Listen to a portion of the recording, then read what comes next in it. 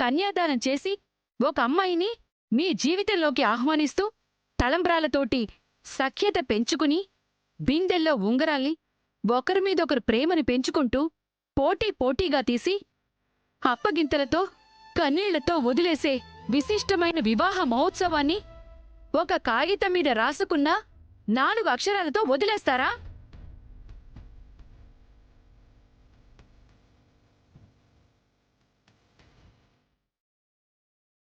అంత సులువ విడిపోవడం 2 మనసులు కలవడానికి, 2 కుటుంబాలు కలవడానికి ఎంత కష్టపడతాం?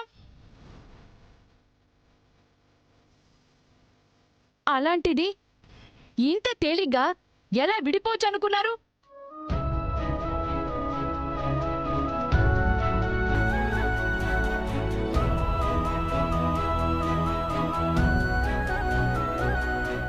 ఈ తాళిబొట్టు గుండెల మీద పడిందంటే ఆ గుండె ఆగే వరకు ఉండాలని అర్థమే. అలా కాకుండా ఒప్పందం చేసుకుని 30 రోజుల్లో విడిపోతామంటే దీని పెళ్లి అనరు.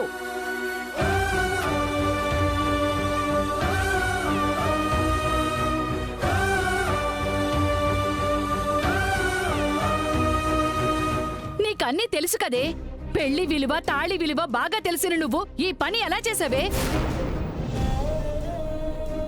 ఇష్టపడిన వ్యక్తితో 30 రోజుల భార్యగా ఉంటే చాలనుకున్నావా? లేకపోతే 30 రోజుల్లో అతని ప్రేమని పొందగలను అని నమ్మావా? అన్ని విషయాలు మాతో పంచుకుంటావు కదే. ఈ తల్లికి ఈ విషయం ఎందుకు చెప్పలేదు? నీకేదైనా అవుతుందని భయపడుంటుంది. నా గుండె బలహీనమైనదేనయ్యా. ఏవైనా వినకూడనివి వింటే ఈ గుండె ఆగే ప్రమాదం ఉంది. కాని నా కూతుళ్ల కష్టాల్లో ఉన్నారంటే ఈ రాణెమ్మ చనిపోయిన చితి మీద ఉన్నా సరే లేచొస్తుంది. నా కూతుళ్లకు అండగా నిలబడుతుంది.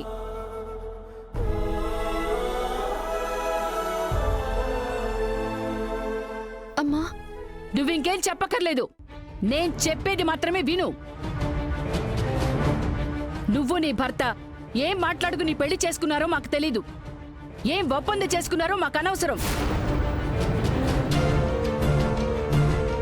చిరిగిపోయిన అగ్రిమెంటుతో మీ మధ్య ఎలాంటి ఒప్పందాలు ఇకపై లేనట్టే.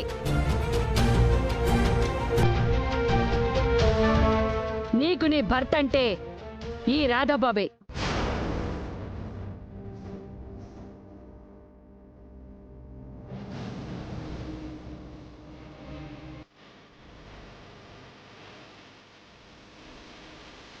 నీకు నీ ఇల్లంటే నీ అత్తగారిల్లే. నీకన్నిటికంటే ముఖ్యమైనది నీ సౌభాగ్యం. నీకెప్పుడు ఉండాల్సింది నీ మాంగళ్యమేనే. నీ చివరి శ్వాస వరకు నీ భర్తను అంటిపెట్టుకుని నీ అత్తారింటి గౌరవం నిలబెడుతూ నువ్వు అక్కడే ఉండాలి.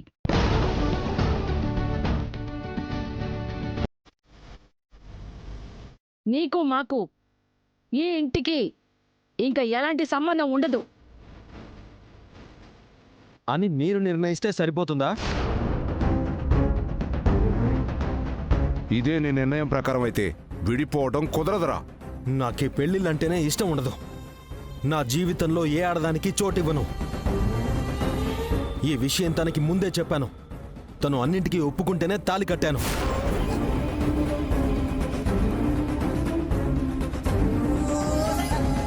అంతేగాని శాశ్వతంగా భార్యగా తనని నేను స్వీకరించలేను. మా ఇద్దరి మధ్యన బంధం ఆల్రెడీ ఎప్పుడో ముగిసిపోయింది.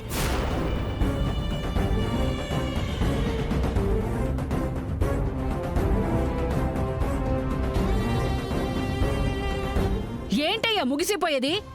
పెళ్ళంటే, బంధమంటే ఆషామాషి అనుకున్నావా? లేకపోతే నువ్వు వాడే వస్తువు అనుకున్నావా? నీకు నచ్చినప్పుడు దగ్గరుంచుకుని నచ్చినప్పుడు పారేయడానికి.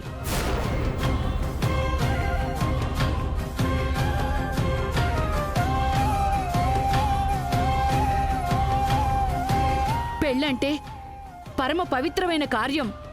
ఎవరికైనా జీవితంలో ఒక్కసారి మాత్రమే వచ్చే వేడుక. అలాంటి పెళ్లి అగ్రిమెంట్ రాసుకుంటేనో ఒప్పందం కుదుర్చుకుంటేనో తేలికగా బంధం విడిపోతుందనుకుంటున్నారా?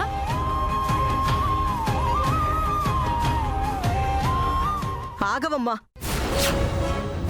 ఓ ఇందాకటి నుంచి లెక్చర్ల మీద లెక్చర్స్ ఇస్తున్నావు. మా అబ్బాయికి ఈ పెళ్లి ఇష్టం లేదు. ఆ సంగతి నీ కూతురికి తెలుసు. తెలిసి కూడా తాళి కట్టించుకుంది.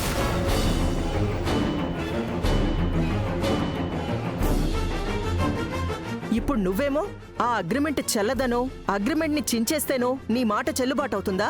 మీరు మధ్యలోకి రాకండి, మర్యాదగా ఉండదు.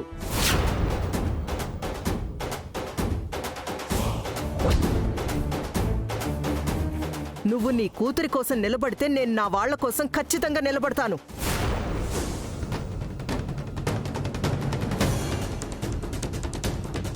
తప్పు నీ కూతురిది.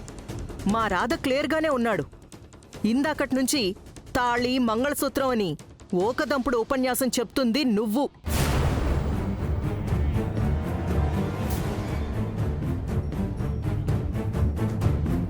ఏంటిప్పుడు నీ కూతురు మెళ్ళో మా రాధ కట్టిన తాళి ఉండడమే కదా నీ ప్రాబ్లం? మేడం, అత్తయ్య,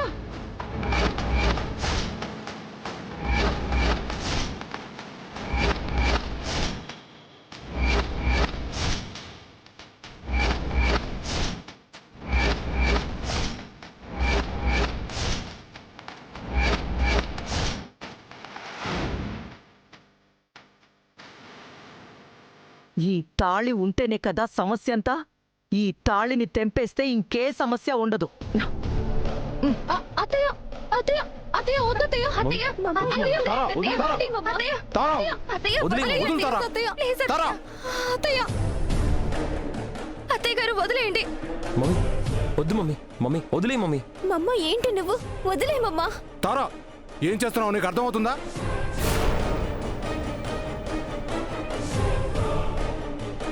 అత్తయ్య, వదలండి. అత్తయ్య ఏం చేస్తున్నారు మీరు? అత్తయ్య గారు ప్లీజ్. తారా, అబ్బో, ఏంటిది?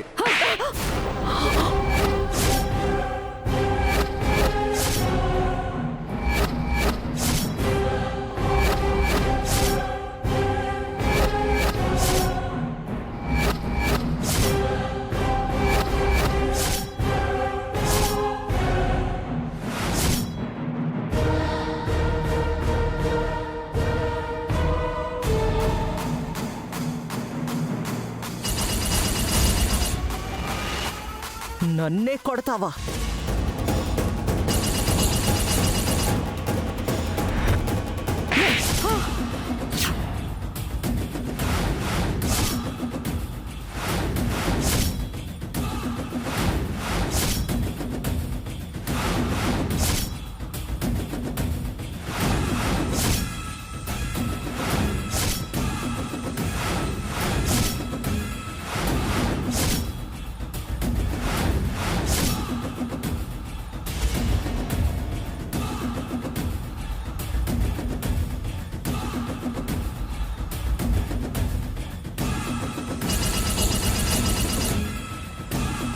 నా కూతురు తాళి మీద చేయి వేస్తే చంపడానికైనా వెనుకాడను. నువ్వెంత, నీ బతుకెంత? నన్నే చంపుతావా? రా, చంపు చూద్దాం. మా చంపు. బ్రతుకు గురించి కాదు, ఫస్ట్ నీ కొడుక్కి చెప్పుకో. చంపుతానన్నావుగా, చంపు. నువ్వేం చేస్తావో చూస్తా. నీ కొడుక్కి చెప్పుకో. నా తలుచుకుంటే కూతురు మీరెంత, గురించి మీ జీవితాలెంత. మాట్లాడుతున్నావు? చంపు. నా కూతురు చంపు. తప్పు చెప్పు. అడమ్మా, తారా, ఇప్పుడే కదా నా అన్నావు. కొడుక్కి చెప్పు. ఏంటిది? ఆగండి. నీ కొడుక్కి చెప్పు. ఏం నన్నే చేస్తున్నావు? చంపుతావు. తారా. జీవితం గురించి చంపు. మాట్లాడదు గాని. వదలండి. ఏం మాట్లాడుతున్నావు అమ్మా నువ్వు? తలుచుకుంటే మీరెంత, మీ ఏం జీవితాలెంత. మాట్లాడుతున్నావు? వదలండి. ఆ, నేను తప్పు ఆమె లేదు. ఎలా మాట్లాడుతుందో తారా. చూశారు కదా. అమ్మని చంపుతావు పెట్టి కదా. తారా. అలానే చంపుకుంటే హక్కుని ఇప్పుడే కూడా చంపు. చెప్పు. నా చంపుతానన్నావు కదా. కూతురు నన్నే మర్యాదగా చంపుతానంటావు. ఉండదు. అప్పుడే ఆపండి, చంపు. ఆపండి, ఆపండి, ఆపండి.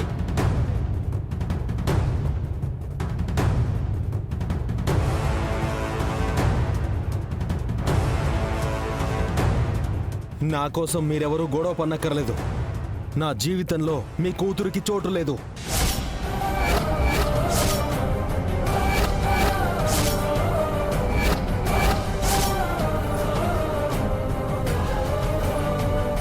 అగ్రిమెంట్ను మీరు చించేసినా సరే నేను ఆ అగ్రిమెంట్నే నమ్ముతాను. దాని ప్రకారం మీ కూతురికి నాకు ఏ సంబంధం లేదు. ఏ సంబంధం లేదు. తను నా ఇంటికి రావడానికి వీల్లేదు. కృష్ణకి నా పక్కన ఎన్నటికీ స్థానం ఉండదు.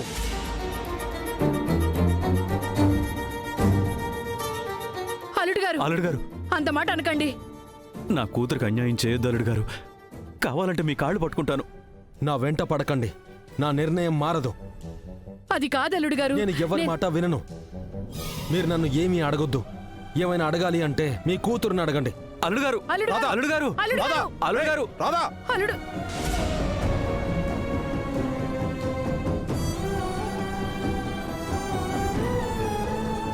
రే రాధా, రే రాధా, ఆగరా. నేను చెప్పేది వినరా. నాన్న, నేను చెప్పాల్సింది చెప్పాను. ఇంకా చెప్పడానికి ఏం మిగల్లేదు. రే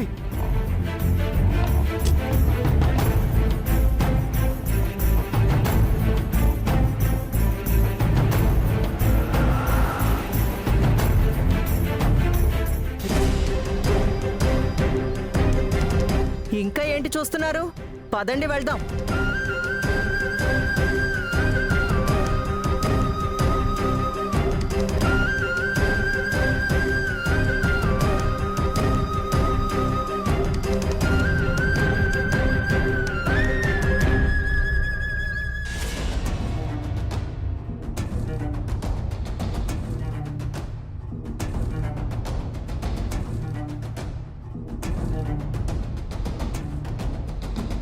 కార్ తీరా. తారా, పద వెళ్దాం. బేబీ, నేను శిఖర్తో వస్తాను.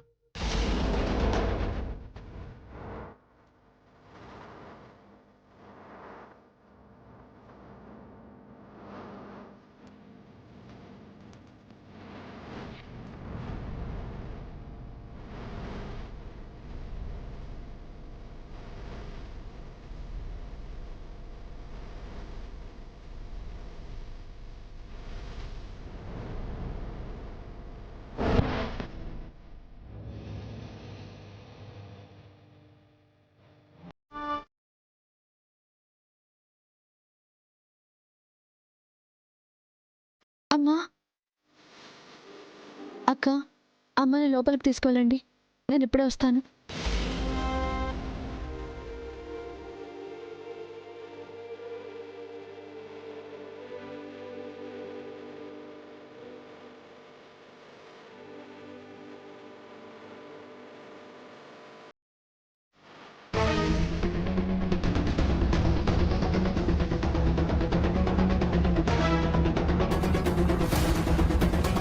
ఆగండి.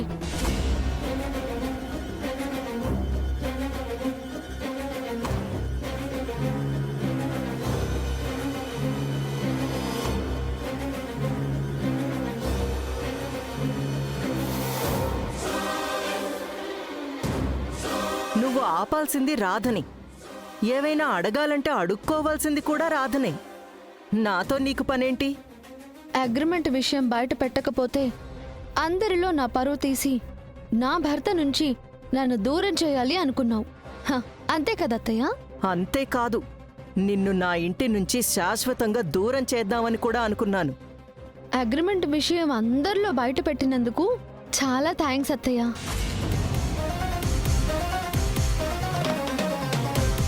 బుర్ర కాని చెడిపోయిందా లేక మతి స్థిమితం కాని తప్పిందా? అవన్నీ మీకు త్వరలోనే చెప్పేస్తాను, కానీ నేనెందుకు థ్యాంక్స్ చెప్తున్నానో మీకు అర్థం కాలేదు కదా?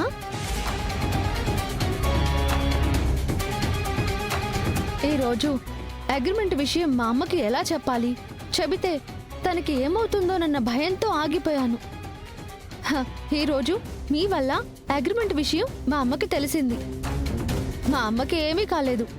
అంతేకాదు, నాకు మా అమ్మ ధైర్యాన్ని ఇచ్చింది, నమ్మకాన్ని పెంచింది. మా అమ్మ అన్న ఒక్కొక్క మాట నాలో 100 రెట్లు ఉత్సాహాన్ని పెంచాయి. పెద్దమ్మ మాటలకి నువ్వెంత ఉత్సాహపడినా ఆ ఇంటికైతే వెళ్ళలేవు. ఎలా వస్తుంది? రాధ ఎంత మంచివాడో అంతకంటే మొండివాడు. తన నిర్ణయాన్ని అస్సలు మార్చుకోడు.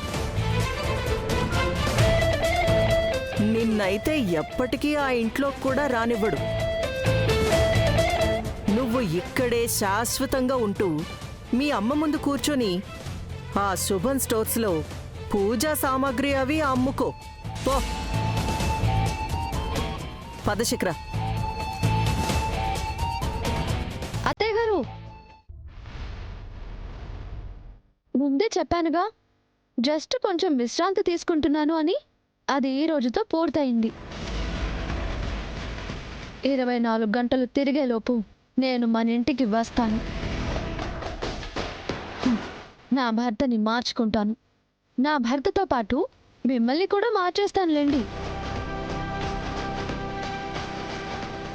24 గంటల్లో ఎలా అక్కడికి వస్తావో నేను చూస్తాను. వన్స్ అగైన్ థ్యాంక్స్ అత్తయ్య. మీ మేలు అస్సలు మర్చిపోలేను. ఈ రుణాన్ని మన ఇంటికి వచ్చి తీర్చుకుంటాను.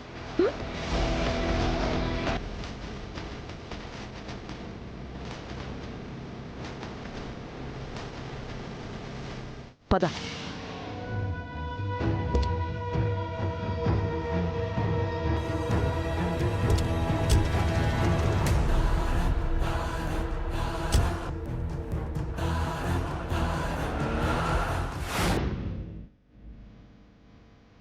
అమ్మా కృష్ణ, ఆ రాముడికి కళ్యాణం జరిపిస్తే ఈ రాముడు వెళ్ళిపోయాడని దిగులు చెందొద్దు. లంకలో రాక్షసుల మధ్యలో సీతమ్మ కష్టాలు పడినా చివరికి రాములు వారిని చేరుకుంది. ఆయన హృదయంలో సుస్థిర స్థానం సంపాదించుకుంది. అలానే నీ కష్టాలు తొలగిపోయి నీ భర్త మనసులో స్థానం సంపాదిస్తావు. ప్రపంచానికే ఆదర్శమూర్తులైన ఆ సీతారాముల వారి ఆశీస్సులు నీకెప్పుడూ ఉంటాయమ్మా. వెళ్ళొస్తానమ్మా.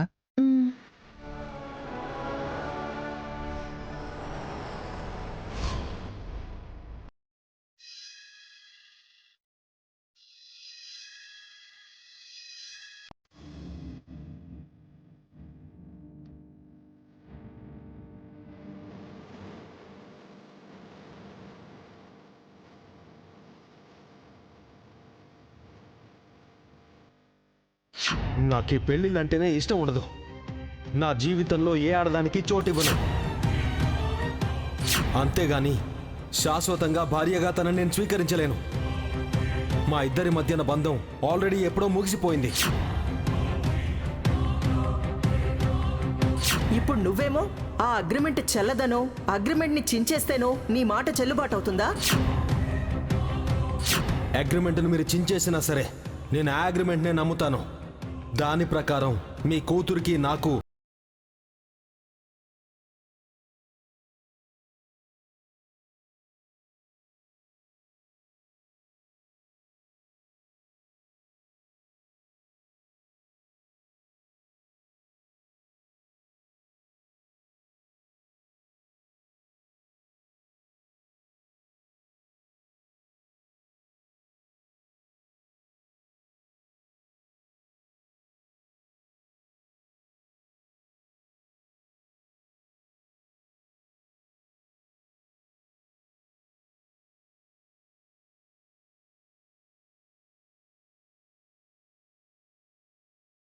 చెల్లవు. ఏది ఏమైనా అది రాధాబాబుకి భార్య, రాధాబాబే తన భర్త.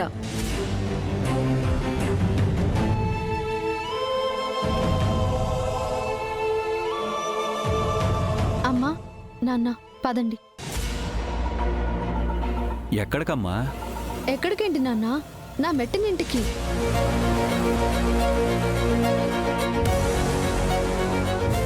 రాధా గారు ఏమంటారో ఏంటో నేను నిన్ను. ఏమన్నా నా భర్తే కదక్కా, భరిస్తాను. అమ్మా, నువ్వు చెప్పేదే నిజం. ఆ ఇల్లే నా ఇల్లు. నేనుంటే అక్కడే ఉండాలి. కానీ అల్లుడు గారు నిన్ను రానిస్తారా అమ్మా? నా భర్త మంచివారు నాన్న.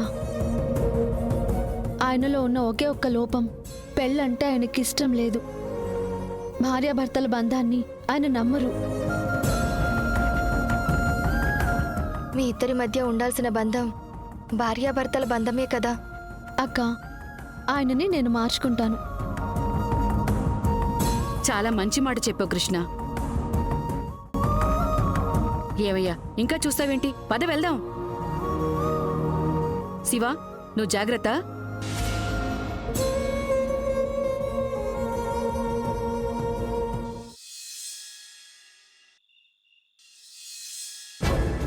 బుద్ధుందా? అంతమంది ముందు నీ భార్యను వదిలేసి ఎలా వచ్చేస్తావురా? నాన్న ఇకపై తన నా భార్య కాదు. పళ్ళు రాలిపోతాయి ఇంకోసారి ఆ మాట మాట్లాడావంటే. రా, నాన్న రమ్మంటుంటే నేను చెప్పేది వినండి. నాన్న ఏం మాట్లాడుకుంటారా? ఎక్కడికి నాన్న?